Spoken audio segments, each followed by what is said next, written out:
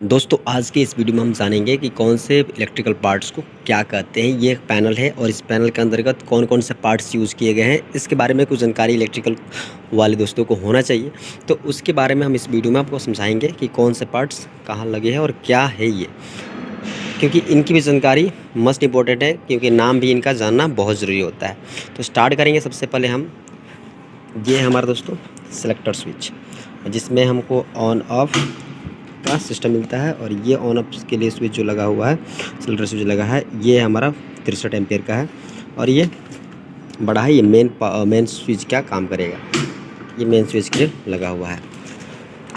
यहाँ पर हम एक एम्पियर वोल्ट मीटर और फ्रीक्वेंसी को बताने के लिए एक मीटर लगा हुआ है, AVF मीटर है ये। और इंडिकेटर 3 इंडिकेटर लगे हैं, ROB जब फेज आएगा इसमें तो दिखा शो करेगा।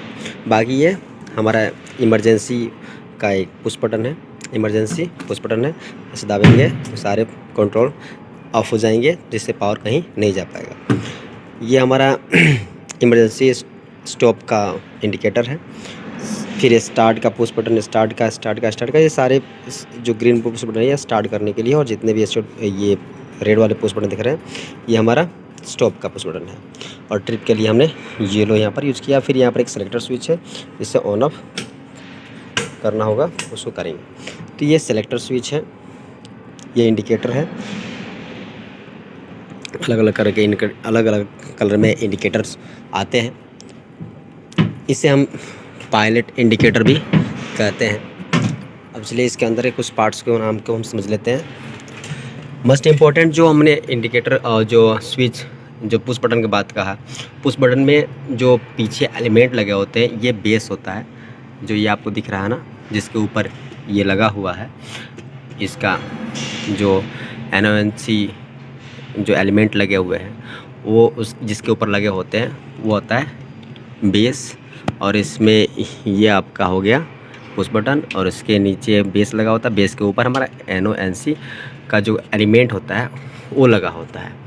और ये इंडिकेटर है जिसमें फेज उल्टा देना होता है। बाकी हमारा NONC पुश बटन है। NONC पुश बटन में N जहाँ पर NO का यूज है वहाँ पर NO लगा हुआ है। तो ये भी समझ में आ गया होगा, आपको कोई दिक्कत ना होता है। ये हमारा जो मीटर था, AVF मीटर जो था, उसमें हमें जो हमारा यहाँ पर जो मेन फेज आता है, मेन फेज में से जो पावर जाता है वो सारे MCB में डिस्ट्रीब्यूट कर दिया जाता है।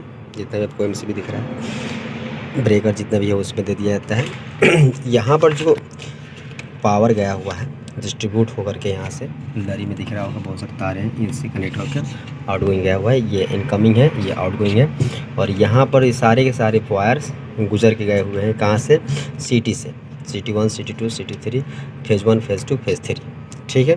और ये CT में हमें 2 पॉइंट देखने बोलता है, एक तो S1 और एक S2, ठीक है ना। तो S1 S2, और यहाँ पर नाम अलग अलग चेंज कर दिया गया है, S4 S3 S4, और यहाँ पर दे दिया है S5 और S6।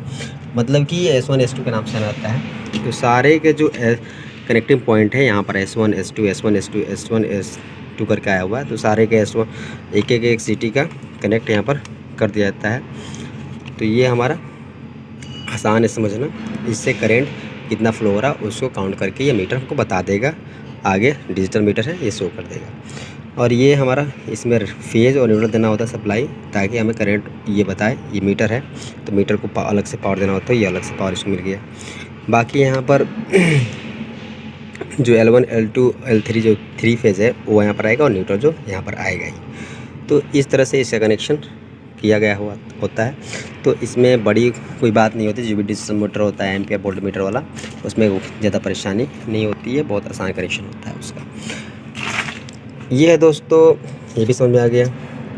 ये हमारा SMPS है, जो कि हमको लाइन में 230 वोल्ट देंगे, तो ये हमें देता है, ये देगा 24 वोल्ट सप्लाई हमको आउट करेगा, जिससे हम जो रिले है उसको कंट्रोल करेंगे। ये 24 वोल्ट DC रिले है, तो इसको कंट्रोल करने के लिए हम इसका इस्तेमाल करते हैं। जो भी कंट्रोलिंग 24 वोल्ट वाली होगी सारी की सारी हम यहाँ से लेकर इसको कंट्रोल करेंगे। ये हमारा रिले है, ये क्या है दोस्तों, रिले। इसमें हमने रिले लगाया है 1 2 3 4 5 6 7 8 8 रिले लगाया है, 7 रिले लगे हुए, 7 रिले लगे हुए। और ये हमारा कनेक्टर है, ये फ्यूज़ कनेक्टर है, यहाँ पर फ्यूज़ लगा हुआ है। इसके द्वारा हम फ्यूज़ कनेक्टर द्वारा किसी को कंट्रोल करेंगे। तो ये इसको खोलना बड़ा आसान होता है, इसमें फ्यूज़ लगा होता है, देखो फ्यूज़ है इसमें ना, इसको फिर दबा देंगे ओके हो जाएगा। इसको भी खोलना आसान होता है, ऐसे करके इसको लगा देंगे। तो ये जो इलेक्ट्रिकल इम्पोर्टेंट इक्विपमेंट्स है सारे के सारे, नाम भी इनका याद होना बहुत ज़रूरी है। ये हमारा फ्यूज़ कनेक्टर है, फ्यूज़ के अंदर फिक्स रहता है, ये तरह से फ्यूज़ हो गया। ये MCB, इसका नाम जानते हैं। ये रिले, ये भी समझ में आ गया होगा। ये बैग, ये जितने भी MCB लगे हुए हैं, ये सारे के सारे एक एक मोटर के लिए लगे हुए हैं। जैसे कि ये वैक्यूम पंप के लिए 7.5 HP के लिए लगा हुआ है, ये 25 एम्पियर का है, ठीक है। जो भी 25 देखो, जो एम्पियर लेता है वो कितना लेता है, कोई भी मोटर 3 फेज़ का मोटर हो तो 1.5 गुना एम्पियर लगभग लेता है, 1.5 गुना मान कर चल लेते हैं। तो अगर मान लेते हैं 7, तो 7 7.5 है, तो इसको 8 मान लेते हैं, 8 4 एम्पियर आधा हो जाएगा इसका, तो 8 4 12 12-13 एम्पियर के करीब मिलेगा ये। तो 12-13 एम्पियर लेगा तो 25 एम्पियर, उससे ज़्यादा एम्पियर का जो हमारा उससे 25% ज़्यादा लेकर के, मतलब कि ऐसे तो 25% ज़्यादा लेकर ही चलना चाहिए ताकि वो जल्दी ट्रिप ना करे, क्योंकि अगर बार बार मोटर ट्रिप करेगा तो गलत बात है। तो यहाँ पर हमने इसको 25% ज़्यादा लगा ले चलते हैं, तो 12 का 4 और बढ़ा लेंगे तो 16। तो 16 मोटर है, उसके लिए हमने 16 एम्पियर का लिया है। C टाइप का MCB यूज़ किया था मोटर के लिए, तो ये चीज़ ध्यान रखें। और ये 1 HP के लिए 6 एम्पियर का यूज़ किया गया है। इस तरह से 7.5 के लिए हमने 25 का, और इस तरह से समझ में आ गया होगा। तो ये सारे जो हमारे MCB है, और इसके द्वारा जो पावर हमारा जाता है वो इन कंडक्टर के लिए जाता है। बहुत सारे कंडक्टर लगे हुए इसमें, ये कंडक्टर हो गया, ठीक है। और ये कनेक्शन जो है वैक्यूम पंप का 7.5 HP का है, और जो हमारा 5 HP से ज़्यादा का मोटर होता है उसके लिए हम स्टार्टर का इस्तेमाल करते हैं। तो यहाँ पर इसके लिए स्टार्टर बना है, इसके लिए टाइमर का इस्तेमाल किया था। तो यहाँ पर एक टाइमर है, ठीक है ना, यहाँ पर एक टाइमर है, स्टार डेल्टा का दिख रहा होगा, ये हमारा टाइमर है, ठीक है। इसमें टाइम सेट किया जाता है। ये केवल समझना है कि ये पार्ट्स है, ये टाइमर है और ये स्टार डेल्टा कनेक्शन के साथ लगाया जाता है। और ये ऊपर जो लगा हुआ है ये इसका एड ऑन ब्लॉक है, NONC के लिए इस्तेमाल की, जहाँ पर NONC का इस्तेमाल किया जाता है, ज़्यादा ज़रूरत पड़ती है। इसमें एक NC तो दे रखा है ना यहाँ पर एक NC, तो किसी में जिसमें NO की ज़रूरत पड़ती है वो NO वाले ले लेते हैं। यहाँ पर देखो इस वाले में NO दिया है, इसमें NC दिया है, इस वाले में NC दिया है। जो कंडक्टर जो हमारा जैसा ही है वैसा हम ले लेते हैं, लेकिन उसके ऊपर जब हमें ज़रूरत पड़ती है अधिक मात्रा में NONC की, तो उसके लिए हम क्या करते हैं, NONC एड ऑन ब्लॉक इस्तेमाल करते हैं। ये एक का भी आता है, जैसे केवल NC का भी एड ऑन ब्लॉक आता है, NO का भी आता है और NONC का भी आता है। जितना चाहे उसके अनुसार NONC का एड ऑन ब्लॉक आता है। ये इसके साथ लगा है ओवरलोड रिले। ओवरलोड रिले में आपको दिखा दूं मैं, यहाँ पर ये 7.5 HP के लिए है। तो करेंट की जो वैल्यू सेट है यहाँ पर, ये है हमारा अधिक से अधिक ये 6.5 साढ़े 6 के करीब में एम्पियर लेने के लिए लिया गया है, क्योंकि वो ज़्यादा एम्पियर नहीं लेता है। जो 3 फेज़ का मोटर होता है अगर ज़्यादा लोड ना हो तो उस पर ज़्यादा एम्पियर नहीं लेता है। तो इस कंपनी के अनुसार ये 8 एम्पियर तक अधिक से अधिक करंट लेना चाहिए, इसलिए इसने लगा रखा है।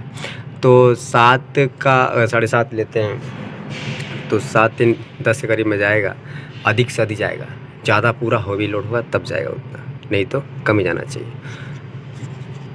अगर दिक्कत होगा तो इसको बढ़ा भी सकते हैं, क्योंकि वो हमारा एम्पियर लगभग 1.5 से कम ही जाता है, 1.5 के ज़्यादा नहीं जाता है। तो ये हमारा रिले लगा हुआ है। इस तरह से जो छोटे छोटे मोटर उसके लिए DOL स्टार्टर बना हुआ आता है। DOL स्टार्टर में एनो जो होता है होल्डिंग के लिए यूज़ किया जाता है, एनसी जो होता है एनो होल्डिंग, जहाँ पर एनो एनसी यूज़ पड़ता है वो एनसी यूज़ करते हैं। इस्तेमाल के ज़्यादा कन्फ्यूजन होने की जरूरत नहीं है। जो भी थे 5 से कम एचपी का मोटर होता है उसके लिए हम इस्तेमाल करते हैं ड्यूल स्टार्टर। ड्यूल स्टार्टर में केवल एक कंडक्टर होता है और उसके साथ एक ओवरलोड रिले लगा होता है। इसको पहचानना बहुत आसान है। इस तरह से ये भी ड्यूल स्टार्टर है, ड्यूल स्टार्टर, ये ड्यूल स्टार्टर, और ये 7.5 एचपी के लिए लगाया हुआ है। यहाँ पर एक स्टार डेल्टा स्टार्टर, इसके साथ हमेशा 3 स्टार्टर रहे, 3 हमारा कंडक्टर रहेंगे, क्योंकि एक मेन कंडक्टर, एक स्टार कंडक्टर और एक डेल्टा कंडक्टर। स्टार कंडक्टर के लिए 3 एक तरफ के तीनों तार जो L1 L2 L3 होगा उसको शॉर्ट किया गया होगा। तो ये स्टार का होगा, बाकी ये डेल्टा का, और ये मेन कंडक्टर। मेन कंडक्टर में हमारा ओवरलोड रिले दिखेगा। ये फिर हमारा 1 एचपी के लिए और 1 एचपी के लिए। तो यहाँ पर फिर इसके लिए क्या करें, सिंपल है, यहाँ पर ड्यूल स्टार्टर इस्तेमाल किया गया है।